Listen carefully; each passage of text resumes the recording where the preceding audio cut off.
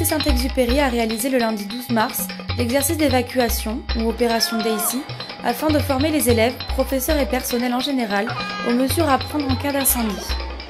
Au fil des années, notre lycée perfectionne son système d'évacuation dans le but de le rendre toujours plus efficace. Une tendance qui s'est remarquée lorsqu'a retenti l'alarme, puisque toutes les personnes présentes dans l'établissement sont parvenues à évacuer l'édifice dans le calme, l'ordre et la rapidité. Les zones de sécurité sont au nombre de 12 au sein du lycée.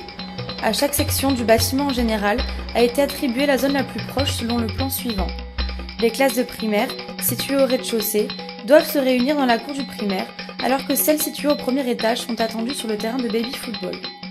Aux cantines, salles de coca-vie, infirmerie, salle de technologie et salle du premier étage du bâtiment nord du secondaire correspondent les terrains de volley-ball et de basket-ball. Pour les salles de maternelle, la zone correspondante est celle du terrain d'athlétisme ou la cour de maternelle, selon leur emplacement.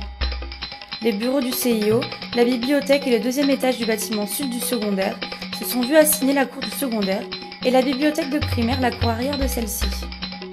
Les occupants de la salle de cinéma, la cafétéria et les salles de l'édifice sud du secondaire disposent également de la cour du secondaire, alors que les personnels de l'administration, les salles du rez-de-chaussée du bâtiment nord du secondaire, tout comme les salles limitrophes de la pelouse, doivent se réunir vers cette dernière. La zone correspondante aux ateliers et aux cuisines est celle du stationnement des bus.